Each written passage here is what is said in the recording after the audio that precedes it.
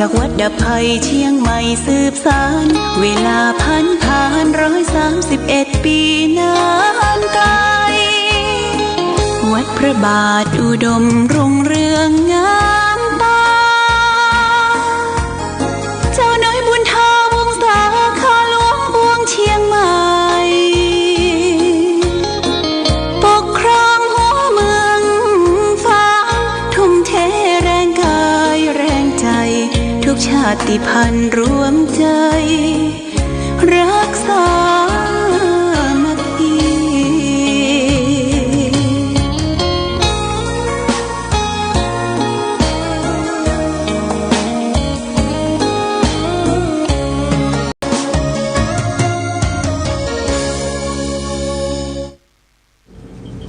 เจริญสุข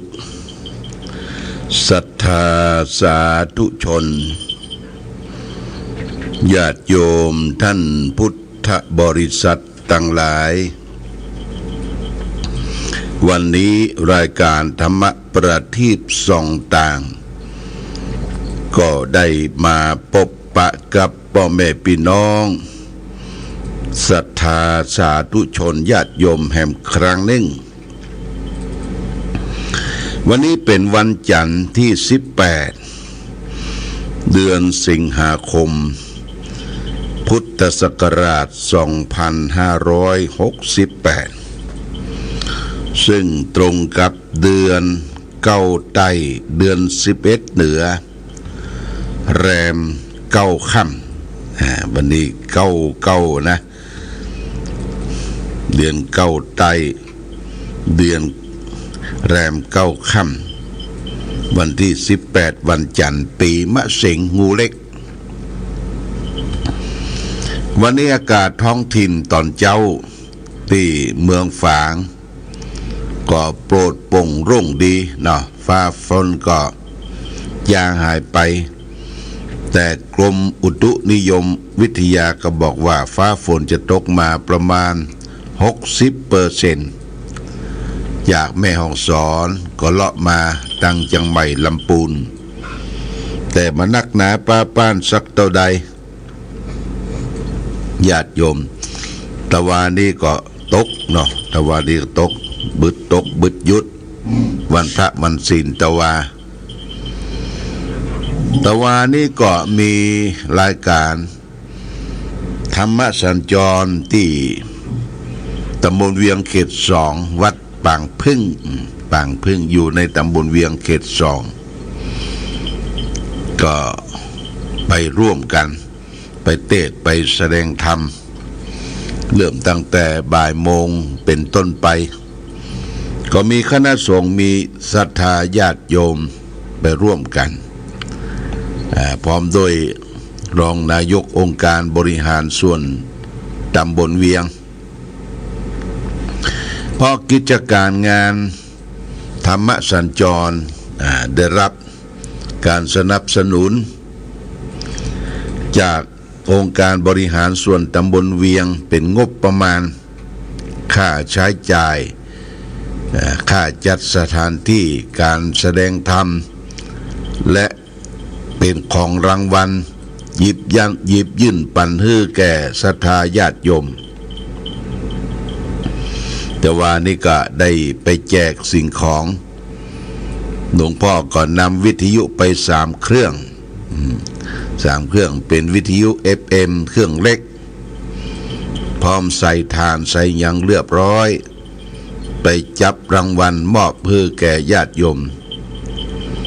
ผู้ฟังธรรมตะวานี่เกือบ400 คนนะญาติโยมเกือบ400 คนตามที่ได้ลงบัญชีไว้ก็คือ300 กว่าคนละเกือบจะ400วัดปางพึ่งนี่เป็นวัดที่สร้างมาในยุคประมาณสัก20 ปีเนี่ยมีความเจริญรุ่งเรืองอันดับแรกก็คือท่านอาจารย์พะเยาจากจังหวัดพิจิตรเมื่อท่านบ่ค่อยสบายได้เกิดอาพาธก็ลาไปรักษาตัวแล้วก็มี พระอธิการกฤษอธิการกฤษหรือตูปี้เป๊กเป็นพระรักษาการเจ้าวาดได้รับแต่งตั้งเป็นเจ้าวาดสืบสานมาต่อวัดปางพึ่งวัดปางพึ่งได้สร้างวัดวาอารามอลังการญาติโยมได้สร้างอลังการสิ่งปลูกสร้างศาลาอเนกประสงค์เนี่ยโอ้โถงดีและก็สร้างต่อองค์พระพุทธรูปและสารูปของครูบาอาจารย์หลายตนหลายองค์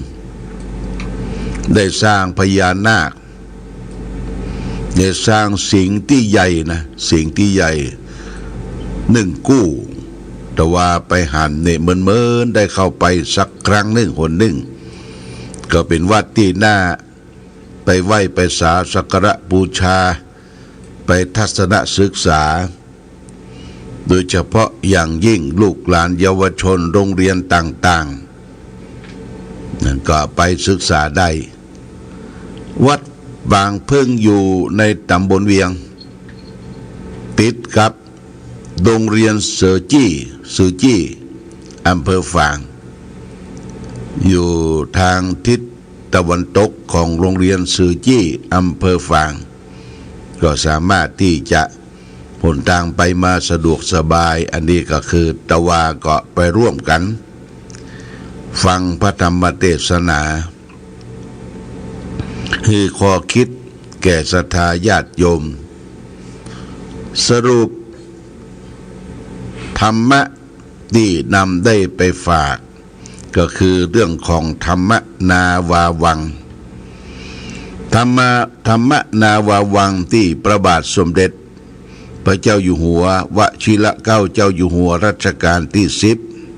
10ท่านทรงมีพระเมตตาได้คือธรรมนาวาวังคือพี่น้องประชากรพระสงฆ์นิกรของพระองค์ท่านได้เข้าถึงธรรมง่ายๆโดยเขียนเป็นรูปการ์ตูนแจกเป็นแผ่นที่ระลึกคือสถานที่ต่าง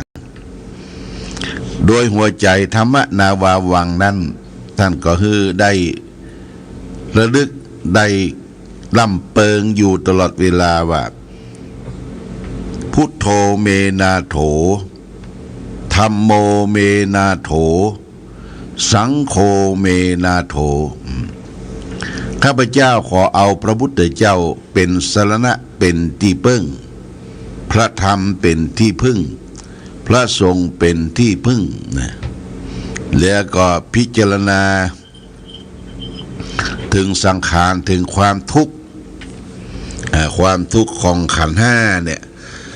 ขันธ์ห้าก็คือทุกข์มีรูปมีเวทนาสัญญาสังขารและวิญญาณรูปก็คือธาตุสี่ธาตุดินธาตุน้ำธาตุไฟธาตุลมเวทนาเป็นความรู้สึกนึกคิดของจิตใจเวทนาสัญญาสังขารวิญญาณมีความรู้สึกนึกคิดมีความรู้แจ้งเห็นจริงของจิตใจว่าเราจะพ้นจากความทุกข์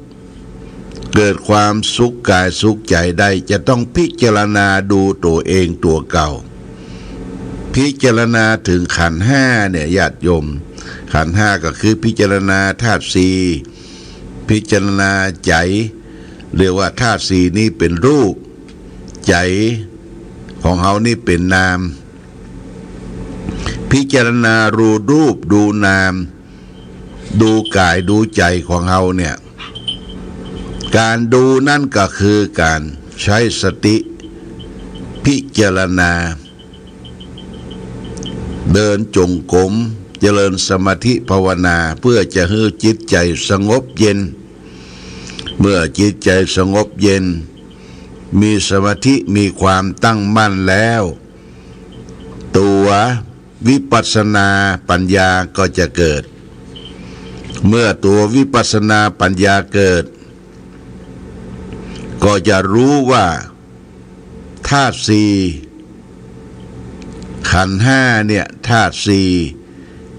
ที่เป็นรูปใจที่เป็นนามเนี่ยมันจะได้แยกออกเป็นกองกองรูปกองเวทนากองสัญญากองสังขารและกองวิญญาณเมื่อเขาแยกออก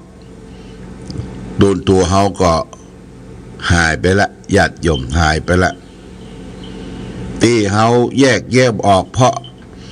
บ่หูบ่เข้าใจบ่มีเวลาที่จะได้ไปพิจารณาถึงขันธ์ห้ารูปเวทนาสัญญาสังขารวิญญาณนี่องค์สมเด็จพระวชิรเกล้าเจ้าอยู่หัวท่านทรงมีพระเมตตาประทานธรรมนาวาวังคือแก่พระสุกนิกรชาวไทยคือล่ำเปิงว่าพุทโธเมนาโถธัมโมเมนาโถสังโฆเมนาโถคือล่ำเปิงพระพุทธพระธรรมพระสงฆ์เป็นสรณะเป็นที่พึ่งอยู่ในจิตให้ใจเฮาตลอดเวลาจะเดินจะเหินจะห่างจะย่างจะเตียวขึ้นรถไปเรือไปเหนือล่องใต้นี่มีธรรมะอยู่ในจิตในใจแล้วก็เมื่อจิตใจสงบแล้วคือพิจารณาตัวทุกข์คือปัญหาทุกอย่างมีทางแก้ญาติโยมทุกข์คือความบาดสบายกายบาดสบายใจเนี่ยมีทางแก้มีทางออกทางแก้ทางออกนั่นก็คือทางมรรคคือหนทางมรรคมีองค์8ประการมีสัมมาทิฏฐิสัมมาสังกัปปะสัมมาวายามะสัมมาสติสัมมาสมาธิแล้วก็มีปัญญาควบคู่ไปโดยสัมมาคือความเห็นชอบในการแก้การดำเนินชีวิตเพราะฉะนั้นหลักธรรมคำสอนขององค์พระชินวรสัมมาสัมพุทธเจ้าเราสามารถที่จะนำมาใช้ในชีวิตประจำวันของเราได้พระพุทธเจ้าคือเน้นอยู่กับตัวเราไม่ใช่ไปจี้คนอื่นจี้คนนั้นจี้คนนี้ญาติโยมคือดูตัวเองตัวเก่าดูจิตดูใจตัวเองตัวเก่าเมื่อตัวเองตัวเก่ามีบุญมีบารมีแล้วเขาก็แผ่บุญญะบารมีนั้นไปให้เพื่อนมนุษย์เดียวกันได้รู้ได้ทราบอนุเคราะห์สงเคราะห์ซึ่งกันและกันดึงจากขุมดึงจากนรกขึ้นสู่สวรรค์สูงสุดก็นิพพานนังปรมังสุขังเพราะฉะนั้นการประพฤติปฏิบัติธรรมเขาจะไปเอาคนอื่นมาเอียงว่าเปิ้นบ่ไปเฮาก็บ่ไปบ่ใจถ้าเฮาไปเนี่ยมันได้แก่ตัวเฮาพิจารณาตัวเองตัวเก่าเป็นที่เปิ้งของตัวเองไผจะมาเป็นที่เปิ้งแก่เฮาได้อัตตาหิอัตโนนาโถโกหินาโถปโรชิยาตนแลเป็นที่พึ่งของตนใครเล่าจะมาเป็นที่พึ่งแก่เราได้ถ้าไม่พึ่งตนเองนี่ญาติโยมนะอันนี้ก็สำหรับนักปฏิบัติธรรมการปฏิบัติธรรมคือการทำหน้าที่ของตนเองให้ถูกต้องหน้าที่ก็คือการปฏิบัติธรรมอย่าเมื่อขาดตกบกพร่องหน้าที่ของตัวเจ้าพระเจ้าประสงค์ก็เผยแผ่ธรรมหลักธรรมคำสอนในทางพระพุทธศาสนาหน้าที่ของผู้ออกศรัทธาก็รักษาศีลกินทานทำความดีสะสมไปหน้าที่ของตำรวจทหารก็ป้องกันประเทศชาติบ้านเมืองนี่หน้าที่ทหารนี่ป้องกันเขตชายแดนประเทศชาติบ้านเมือง หน้าที่ตำรวจก็ดูแลความสารสุขทุกดิษของพี่น้องประชาชนหน้าที่ของนักการเมืองบอกว่าท้องถิ่นบอกว่าส่วนกลางก็ดูแลความผาสุกของพี่น้องประชาชนอย่างหน้าที่ของทหารเนี่ยญาติโยมทหารก็ต้องไปอยู่ชายแดนประเด็นนี้เกิดการพิพาทชายแดนทางเขมรญาติโยมตกลงกันบ่ได้ยังทะเลาะวิวาทล้ำแดนกันเอาระเบิดไปฝังไว้ดีบ่ดีก็ยิงจรวดปืนใหญ่เข้ามาทำให้เกิดความเสียหายแก่พี่น้องประชาชนเป็นอย่างมากแต่ทหารต้องไปตึงกำลังปิดด่านที่เคยเข้าออกเอารั้วรวดหนามไปตั้งใส่เอายางรถยนต์ไปเป็นกำแพงเกาะถ้าอย่างอี้ลำเรือก็บ่ต้องเข้ามาก็เดือดร้อนแก่ผู้ที่สัญจรไปมาอยู่ในท้องถิ่นที่เคยไปมาหาสู่กันจนมาไหว้วานขอร้องมีคนเฒ่ามีเด็กมาตั้งขบวนยกมือสาขอทหารเปิดด่านทหารก็บอกว่าได้รับคำบัญชาจากผู้บังคับบัญชาว่าบ่ให้เปิดเตื้อเพราะอันตรายมีไส้ศึกเข้ามาในบ้านในจองของเฮาไส้ศึกก็คือคนหมู่ที่มาสืบราชการรับเอาโดรนพ่องเอาอย่างพ่องมาบินบ้านเฮาและก็อยู่ที่ไหนจุดไหนฮึบทั้งนอกว่ายิงจรวดเข้ามาตกที่นี่เนอะระยะทางเท่าใดเนี่ยนี่เรียกว่าไส้ศึกบัดนี้มีการทะเลาะพิพาทแต่ว่าทหารเปิ้นบ่ยอมเปิ้นฝึกมาเพื่อรักษาประเทศชาติบ้านเมืองของเฮามีความเป็นปึกเป็นแผ่นเป็นอธิปไตยของชาติเฮามีทหารป้องกันประเทศเฮาอยู่แนวหลังก็ช่วยกันส่งเสริมช่วยกันให้กำลังใจอย่างที่ทาง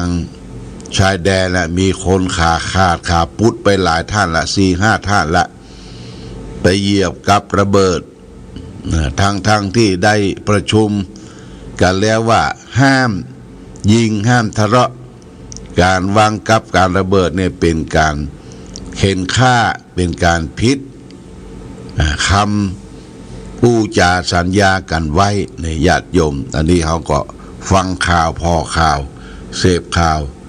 ว่าบ้านเมืองเขานะก็ยังบ่เป็นปกติสุขเฮาอยู่บ้านเฮาเมืองเฮาบ่ต้องกลัวอดกั้นอยากลำบากแต่ประการใดบ้านเฮาอุดมสมบูรณ์ผลสุขไปด้วยพืชพันธุ์ธัญญาหารข้าวกล้าไร่นาผลหมากรากไม้แต่ว่านี่ไปออกธรรมสัญจรได้มาเป็นกุยญาติโยมนะเปิ้นตาลเป็นกุยซ่าใหญ่มีฟักแฟงแตงเต้าลำไยเงาะอันนี้เงาะก็มีละเนอบ้านเฮาเนี่ยนะเมืองฝางนี่เงาะก็มีแล้วได้ผลปลูกกันหลายที่จากเงาะก็มีทุเรียนวันนั้นไปสัญจรที่วัดสลีถ้อยคุณบุญช่วยก็ถวายทุเรียนบอกว่าทุเรียนที่สวนออกแล้วหลวงพ่อรสชาติดีกลมกล่อมนี่ทุเรียนก็มีบ้านเฮาเนี่ยมีเงาะมีทุเรียนมีลองกองลังศาสตร์มีสะปะปลูกฝังไร่มดญาติโยมบ้านเฮาเป็นเมืองเกษตรกรรมและก็คิดอ่านยกตัวอย่างมะม่วงเนี่ยญาติโยมออกทุกฤดูกาลนะมะม่วงเนี่ยบ่เคยกั้นเลยเนาะมะม่วงเนี่ยมันออกทุก ฤดูกาลบอกว่าจะเป็นหน้าฝนหน้าร้อนหน้าแล้งมะม่วงมีทุกฤดูกาลเขามีนักเขาก็ส่งไปขายต่างประเทศตลาดที่สำคัญมะม่วงลำไยทุเรียนเงาะต่างๆก็ส่งไปขายประเทศจีนนะญาติโยมประเทศจีนนี่เปิดการค้ากับประเทศไทยส่งไปเป็นรถ10 ล้อส่งไปแล้วก็ไปง่ายมาง่ายประชากรประเทศจีนเปิ้นมีเป็นพันล้านญาติโยมที่ขายปลาเลอะเฮาใกล้เฮาส่งไปขายที่ประเทศจีนซึ่งเป็นมหาอำนาจและก็เป็นผู้ที่มีเมตตาทุกปีนี่พระบรมสารีวงศ์ของประเทศไทยอย่างพระเทพรัตนราชสุดานะประเทศนี่เสด็จทุกปีแล้วก็ทรงเรียนภาษาจีนเขียนภาษาจีนได้สมเด็จพระเจ้าน้องยาเธอเพิ่งก็ไปเฮียนดิดสีตีเป่าที่ประเทศจีนเนี่ยจนดิดสีตีเป่าได้อันนี้ไปมาหาสู่กันตั้งแต่สมัยรัชกาลที่5มาแล้วนะเขามีคบค้าสมาคมกันพี่น้องคนจีนได้อพยพมาอยู่ประเทศไทยนะพี่น้องเจ๊กพี่น้องจีนเนี่ยมามีนักกว่าทุกประเทศในเอเชียญาติโยมพี่น้องคนจีนต่างประเทศเนี่ยยังเอาไปที่ในกรุงเทพที่เยาวราชเนี่ยญาติโยมที่เยาวราชโอ้คนจีนย่านคนจีนจีนทาวเลยว่าจีนทาวเมืองคนจีนของกินของใจของบริโภคยังมีหันที่หันหมดที่เยาวราชและพี่น้องคนจีนพัดถิ่นก็อยู่บ้านเฮาอยู่บ้านเฮาหลายที่หลายต่างอาเฮียนั้นอาเฮียนี้อยู่บนดอยบนเขากับพี่น้องจีนห่อจีนเหมือนกันได้ร่วมกันพัฒนาประเทศชาติบ้านเมืองของเฮานี่เฮาการค้าการขายนี่มันถ้าอู้ภาษาจีนได้อู้ภาษาฝรั่งได้เฮาก็ค้าขายต่างประเทศบ้านเฮามีของกินของใช้เยอะแยะมากมายในน้ำมีปลาในนามีข้าวพื้นดินเฮามีทรัพยากรมีเห็ดมีหอนมีแมงมันบนดินเฮามีผักไม้ใช้เครือและมีมดส้มถ้ามดส้มนี่โอ้คนก็ไปเสาะหามดเอามาขึ้นมาขายจำหน่ายจ่ายแจกนี่เป็นความสุขนะเป็นความสุขของบ้านเฮาความสุขที่ไหนจะเท่ากับสุขเมืองไทยบ่มีละหลวงพ่อก็เดินทางไปหลายประเทศไปดูความเป็นอยู่ของผู้คนเมื่อพรรษาที่แล้วนี่ก็ออกพรรษาก็ไปประเทศแถวยุโรปนะแถวยุโรปประเทศสวิตเซอร์แลนด์เยอรมันฝรั่งเศสเนี่ยไปดูเปิ้นก็อยู่กันแต่เปิ้นบ่เป็นหมู่บ้านเหมือนกับบ้านเฮาเนี่ยอยู่ไกลกันแล้วก็ทำการเกษตรเพาะปลูกทำพืชตั้งก็เลี้ยงไก่เลี้ยงอย่างนี้เปิ้นทำเป็นฟาร์มใหญ่แต่บ้านเฮานี่เป็นบ้านที่มันเป็นหมู่บ้านมีความสุขมีวัดวาอารามมีกินมีทานมีงานเกิดขึ้นไปช่วยเหลือเฟื่อฟ้ายอนุเคราะห์สงเคราะห์ซึ่งกันและกันโดยเฉพาะอย่างยิ่งก็คือมีการตายการจากงานศพไปส่งสการตามคาบจากลากปราสาทเป็นเส้นเป็นสายถ้าไปตายต่างประเทศเนี่ยมันไปใกล้ญาติโยมไปใกล้ญาติไปที่เปิ้นเผาศพที่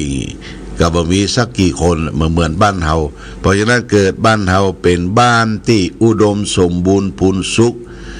เป็นประเทศที่สมบูรณ์เพราะฉะนั้นขอให้ปลื้มใจดีใจอยู่บ้านเฮาบ่ต้องคิดไปประเทศใดเมืองใดละญาติโยมนะ ในน้ำมีปลาในน้ำมีข้าวเอามีที่ไหว้ที่สาที่สักการะบูชานี่ขอฝากไว้เอาละวันนี้รายการธรรมะประทีปส่องต่างได้มาพบญาติโยมท่านสาธุชนทั้งหลายก็พอสมควรแก่กาลเวลาขอความผาสุขความมีธรรมจงมีแก่ศรัทธาสาธุชนญาติโยมทุกท่านรายการธรรมะประทีปส่องทางต้องขอลาก่อนขอผู้ฟังจงตั้งมั่นจิตหันษาด้วยธรรมะขององค์พระพุทธาได้นำพาให้เกิดความสุขสงบเย็นขอเจริญพร